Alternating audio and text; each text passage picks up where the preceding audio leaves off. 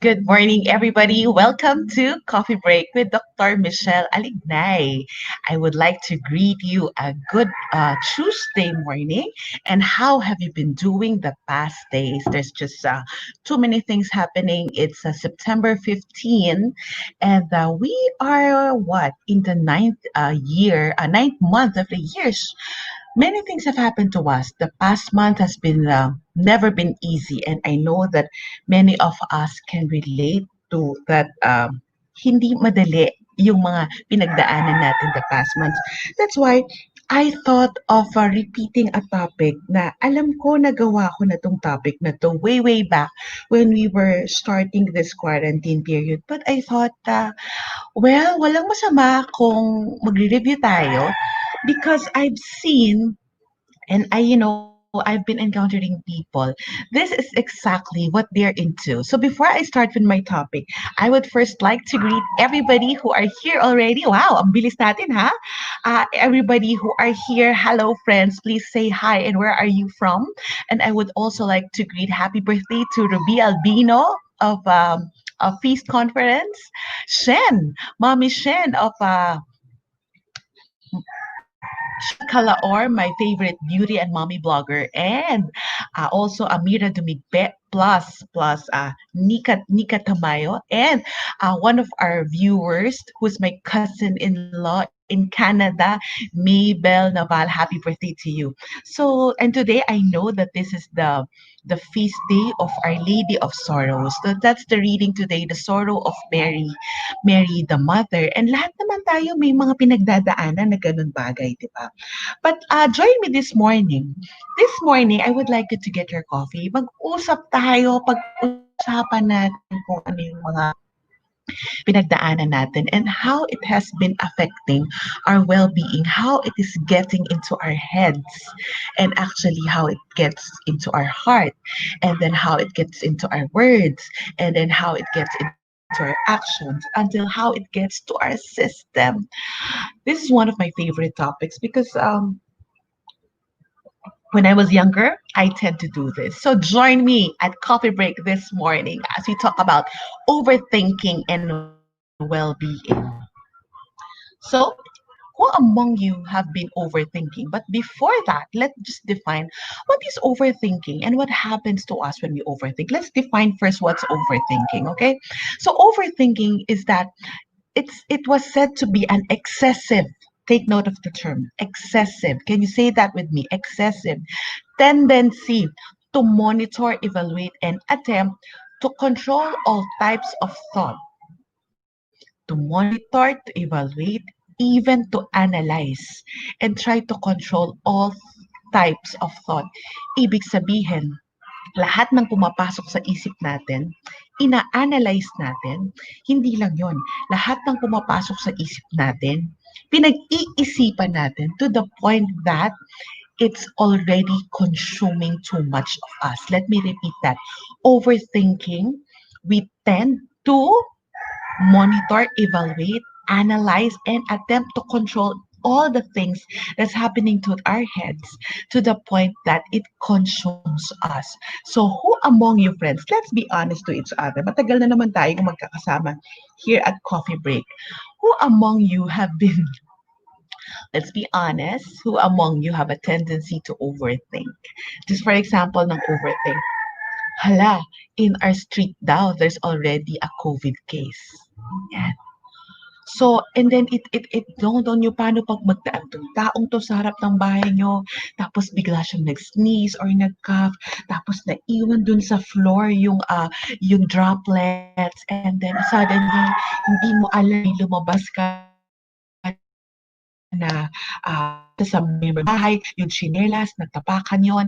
So, and then until, that is until such time that you cannot think straight anymore. But remember, that case is far-fetched. It's just in your street. It doesn't come to your house. When I was younger, I have a tendency to overthink. And I would say when I was younger, being a counselor, I believed before, I'll quantify that before that everything it needs to be connected on something. Well, that's true. Everything should have an explanation. That's true. So we have a tendency to really what we call introspect, analyze, or just allow everything to get into us. And then I get disappointed when things I would plan things. For example, I have a plan on weekend. Paplano ko na yung gagawin ko, what I hope to happen, what I imagine it would be. And then when it doesn't start getting to be the way I imagined it to be, I get disappointed. Or when things don't go my way, I keep analyzing this and analyzing that to the point that, hey, what's happening? But thank God I snapped out of it because overwhelming, overwhelming thoughts can lead to overthinking to the point that it can create frustration, anxiety, and it can affect our total emotions and well-being. Can you relate with me? Overthinking, if we have a tendency to do that in many days, it's normal to overthink, friends. Normal yan. Pero kung hindi ka na makapagdesisyon, your emotional your emotional aspect is unhealthy anymore. You're getting mood swings already, you're getting irritated, you're getting cranky, these things are getting the best of you, and you're getting stuck in your thoughts. Nalulunod ka na sa kaiisip mo, and you have that irresistible urge to analyze everything, meaning parang ginawa mo ng hobby, sorry to say, ginawa mo ng hobby na mag-isip, ginawa mo ng hindi mo naman kailangan na, hindi mo na dapat pagsayangan ng ng panahon yung nasa isip na yan. Pero you spend all your energy and your effort, and that's overthinking, that it gets to your life. So our thoughts becomes our destiny. It was, I think it's an old Chinese saying. It was said, our thoughts becomes our destiny. What do I mean by that? Be careful with your thoughts.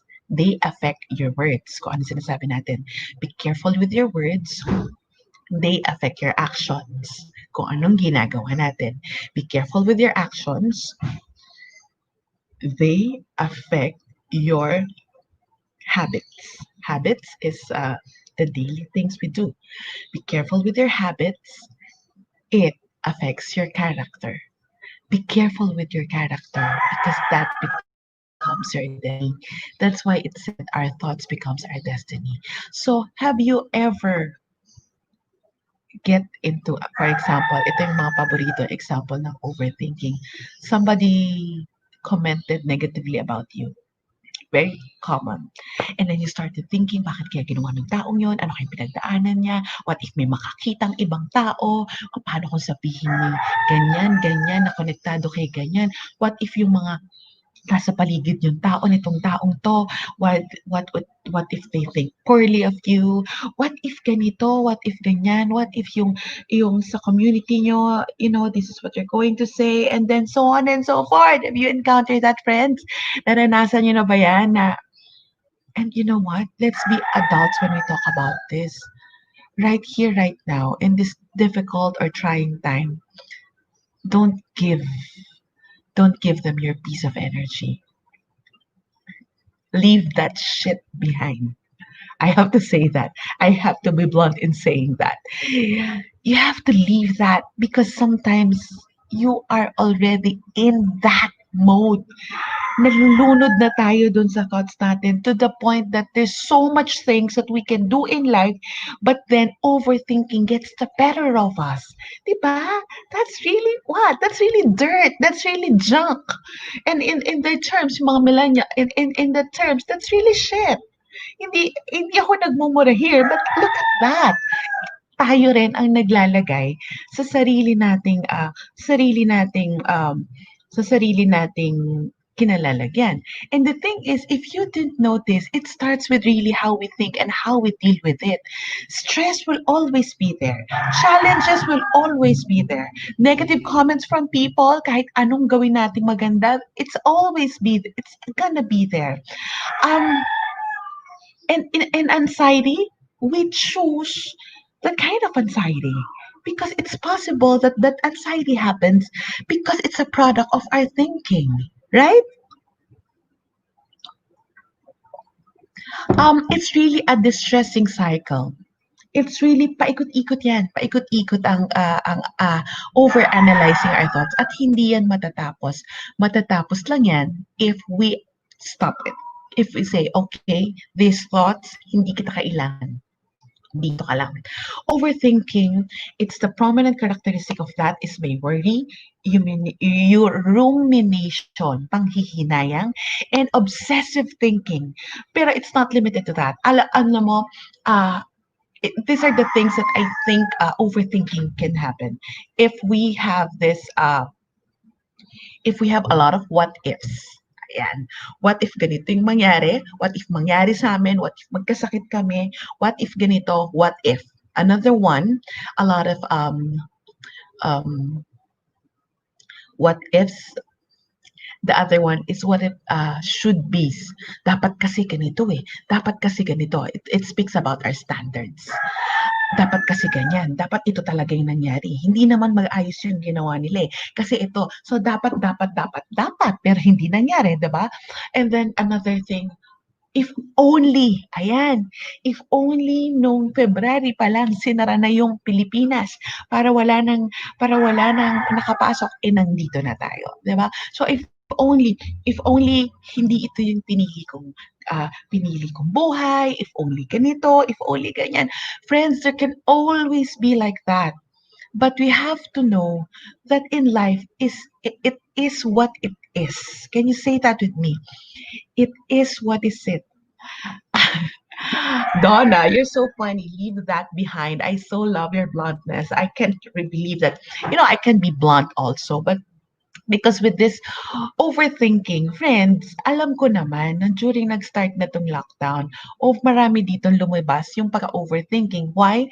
Hindi wala tayong way to relieve ourselves because we're all cramped in the space of the house, right? Pero ngayon na nandito na tayo, 6 months, dapat we have learned proper ways on how we're going to deal with it. Can you relate? So, who among you have been in that cycle of going around in circles? Going around in circles because of this, because andito tayo, and it can affect actually our well-being. Friends, it can affect our well-being, our emotional health. Bakit? Bakit siya makakaapekto sa emotional health?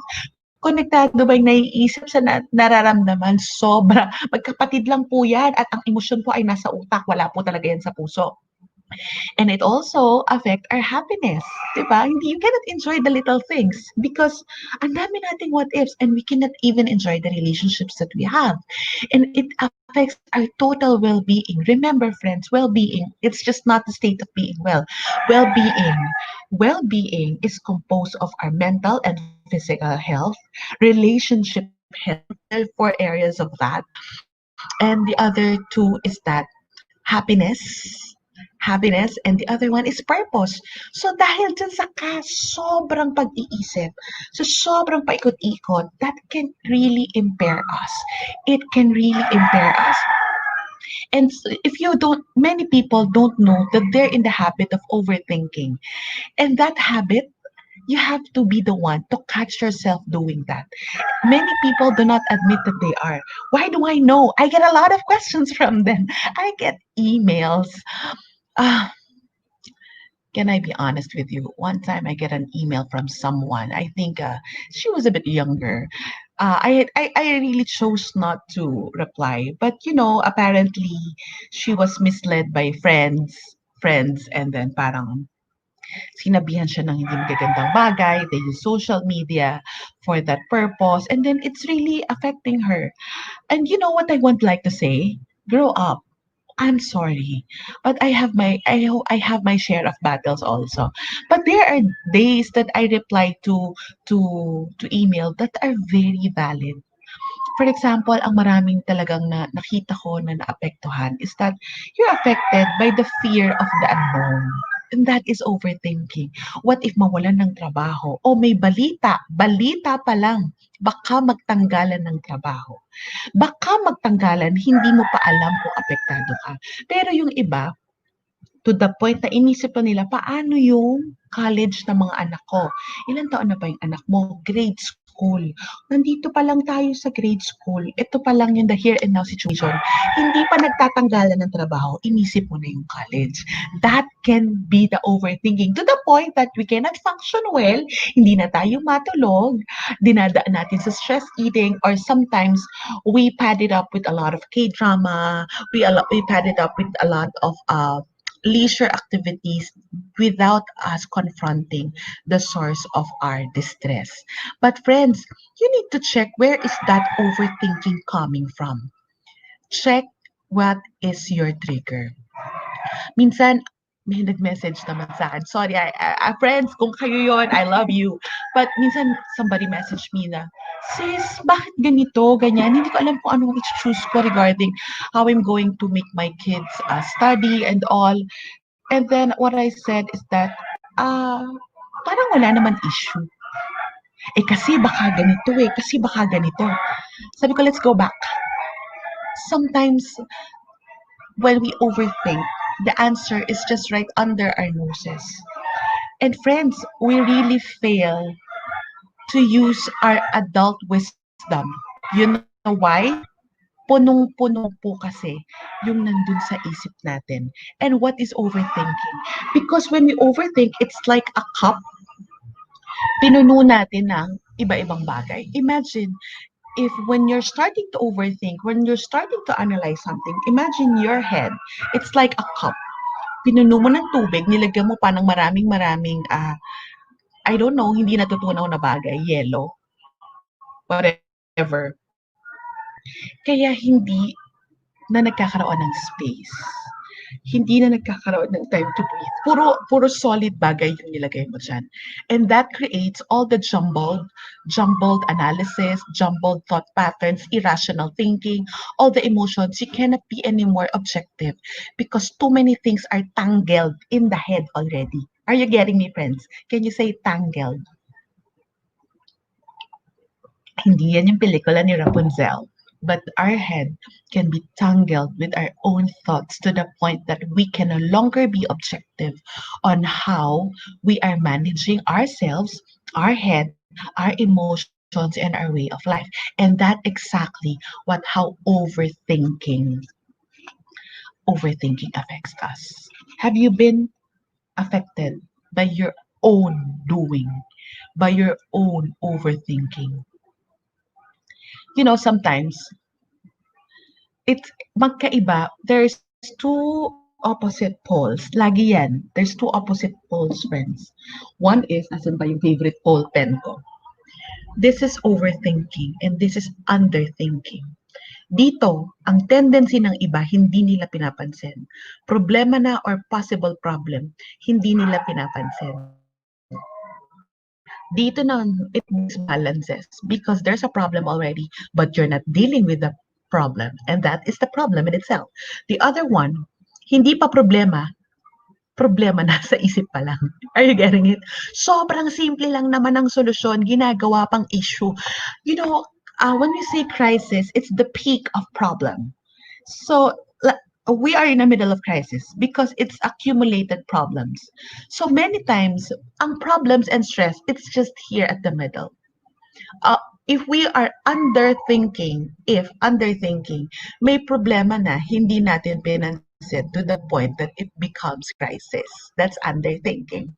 But look here, the other thing is that simple problems, simple stresses, we overthink too much to the point that it's not even a crisis, but it becomes a crisis in our head. Guys, gusto niyo ba magkasakit? Ako ayoko magka-cancer. Yun ang sinasabi ko. Ayoko magka-cancer. So lagi nating iisipin, where am I in this problem? Where is my thinking? Am I underthinking or overthinking? So it continuously need to be balanced. Sometimes we may sway here, sometimes we may sway there, but not to get stuck here because will disbalance everything. And when we're overthinking, it's a problem because it gives us more negative thoughts. Minsan, dito sa underthinking that I was saying, the other one, nagiging ano naman, ito yung sinasabi ko, maybe next time we'll talk about that. Toxic positivity. Yung dapat ka nang mataranta, pero happy ka pa rin, cool ka pa rin, dead McHells ka pa rin with everything to the point that there's really a big problem already. Ito yung ba't hindi mo inasikaso?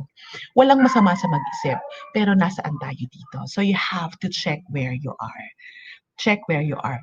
Would you like me to give you the signs of overthinking, friends? Would you like me to share those with you? I will share with you I will share with you in this episode the signs of overthinking, and then the next episode we'll talk about how we can overcome overthinking. Okay, so the signs that we are overthinking.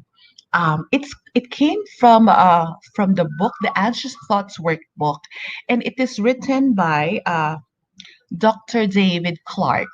Dr. David Clark, you can find the article in he said in his article in Psychology Today. I will put here.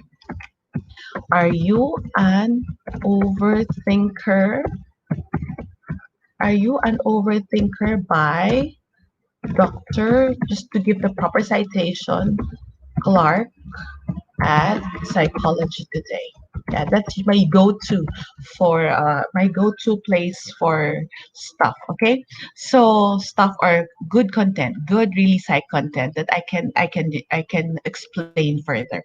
Okay, the first thing I will adapt meaning I will tweak some of this and I will apply it to how we're going to use it. Okay, are you aware of what you're thinking at any given moment? Right now that you're listening to me, are you aware of what's happening in your head? Or maybe you're analyzing already what's in your head. That's two different things. One is that do you know how to observe your thoughts or you overanalyze your thoughts? Yung minsan yung may inasa isip mo, naku, bakit ko pa to inisip? Ang sama ko naman, bakit ko to iniisip? Binibigyan natin ng judgment yung iniisip natin. And are you aware of what you're thinking at any given moment? For example, you're taking a bath. Are you aware of your thoughts? It's good for us to be aware of our thoughts because when we're aware of our thoughts and then it becomes really our world, we try to see why is it there. We become curious. Okay, and another one, do you often question why are you having certain thoughts? Dito tayo madalas we give our thoughts judgment. In reality, our thoughts are just product of what's happening in our lives. Kung pumasok yan at lumabas, hindi tayo masama. Kung pumasok yan at nandiyan lang yan, you have to start being curious. Don't question like this. Bakit ko 'to ba inisip? Ang sama ko. No, there's no judgment. Maybe best to check. Oh, why is it in me? I'm curious, so let's find out. That's different. That's different from having judgment. And another one, do you often look for the deeper meaning or personal significance of your thoughts? Yan, ano bang ibig sabihin nito sa akin? Sabi ko sa inyo, when I was younger, when I was a young counselor, I have a tendency to overthink, but then I snapped out of it. When I snapped out of it, when I become a parent, and I think it's no longer helpful, kasi lahat i-analyze, lahat iisipin, sa dami ng iniisip sa buhay, kailangan man lahat pagugulan ng panahon at pansin. Let's just check anong ibig sa yung ito magaling dito ang mga babae friends, eto ganito. For example, nung high school, bakit siya halimbawa, meron tayong crush, high school, college. Bakit siya sa akin nanghiram? Bakit akong tinawagan niya? Anong ibig sabihin niyan? Okay. Personal significance of your thoughts. Sabi niya, bakit ko rin naisip ba to? Bakit ba yun na lang ang lagi kong chine-check sa Facebook? Bakit ba inis na inis ako dito sa babaeng to? Yan. So, it can be you look for the deeper meaning or personal significance. Ini-explore mo pa yan. Parang hindi ka pa contented. Another one, when feeling upset, do you often focus on what you are thinking? When we are upset, do we focus on what we are thinking? Nagagalit ka, hindi natin tinignan yung emosyon, ang tinignan natin, kasi naiinis ako talaga eh. Dahil dito eh, dahil sa nangyari eh. Dahil iniisip ko pa to. Ba't pa iniisip ko pa tong taong to? Another one. Do you have a strong need to know or understand how your mind works? You just stay there and then parang it's too much analysis. Do you feel it's important to have strict control over your thoughts? You're trying to control your thoughts, friends. Yung, naku, wag na yan. Wag mo nang isipin yan. That's healthy in a way, but sometimes it's not. Do you have low tolerance for spontaneous, unwanted thoughts? Are you often in struggle to control your thoughts? Yung sumosobra na. If you answered, if you're leaning to overthink, and then you the tendency is that when we overthink, we get to an indecision. And then there's avoidance. Ina-avoid natin, di ba? Kaya nga sinasabi ko, minsan, we tend to overthink too much that it impairs our decision making. It impairs our action. It leads us also to procrastination. Napagod na kasi tayo sa kaiisip pa lang, hindi na natin nagawaan ng action. That's procrastination. And indecision, meaning, hindi mo makapag-decide because the one, it's that you thought of it too much to the point that it tired you out. So you get stuck in indecision, avoidance, and procrastination. Maybe it can be your relationship, maybe it can be your health, the status of your work, your career, your family life, and then yourself, your emotions. And uh, gusto mo lahat inanalyze mo. And many times, I think marami tayong overthinking with the fear of the unknown, the our health situation, and then the future. Nothing wrong with planning with the future, but many times, friends, we are trying to control our thoughts because we cannot control the future. So one thing that you should know about is that overthinking can lead to stressful situation. And it's good for us to spend time with ourselves to think, but it's not healthy to just spend time thinking to the point that it's affecting our well-being, it's affecting our decision making, and it's affecting us to be life-giving. Hindi na tayo makamove on. So let's go back to my favorite examples. Anong gagawin ko sa anak ko? Ipapasok ko ba? Ganyan. Tapos minsan naman parang, bakit gano'n? Bakit I'm so unmotivated? What works for me personally, I really explore what is it. And then I always check the triggers. Saan galing? Ano yung emotion ko nito mga nakarang araw? Anong nangyari sa buhay ko? And then when my realization as an adult person, when I stop judging myself, it's easier. What do I mean by that? Hindi ko na sinasabi sa sarili ko, nakakahiya yung emosyon mo. Hindi ko na rin sinasabi sa sarili ko na, naku, hindi mo dapat naisip yan. You're a Christian, you're a psychologist, hindi ka dapat nagkakaganyan. No, I stopped doing that. I embraced all of me. I tried to make do with my emotions. Because I know that the only way for me to help myself is to be really in tune with what's happening. And I would not spend too much time overthinking. Do I get upset? Do I get to overthink? Yes, friends, I do. But eventually, I choose where my energy goes. Lagi ko yung binabanggit sa inyo. Yan lang yung isi-share ko sa inyo ngayon. Are we overthinking? But for me, what works for me, I've learned to choose where my energy goes. I will check my feeling without I check my feeling without judgment and the trigger. I try to think of it. I admit it. Sometimes I ngao, I cry, I share it with friends, but eventually, okay, I am gonna move on from it. Conscious decision.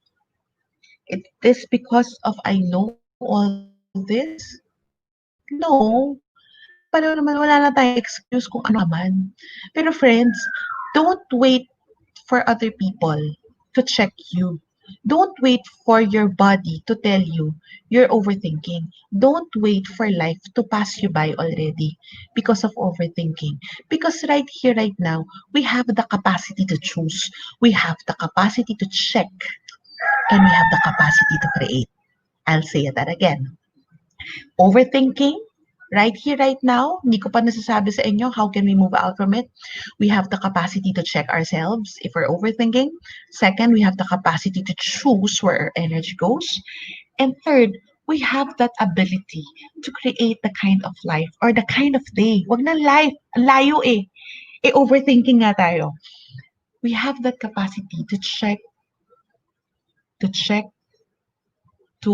choose, and to create the day that we want. Despite all the stressful things, despite all the unnecessary noise from my neighbor, despite all the shits in life, despite all the stressful situations that each of us needs to deal with, we still have those. Check, choose, create. What kind of day you would like to have? And it starts with the power of your thoughts. That's how powerful our thoughts. Oh, and I have a last sip, coffee. Have coffee break. This is a very nice morning to spend with you. I hope you join me again on Thursday for overthinking. How can we move out of overthinking? And please, friends, tell me about what are your insight, what are your realizations in our episode today. Isulat nyo dyan, please. Ano ang realization nyo para pag nag-usap tayo on our next episode, ay, ang dami nating hugot. At saka check nyo na rin kung overthinker pa kayo para marami tayong sharing and real life experiences to do life together here at Coffee Break. See you again, friends. Thank you for joining me today.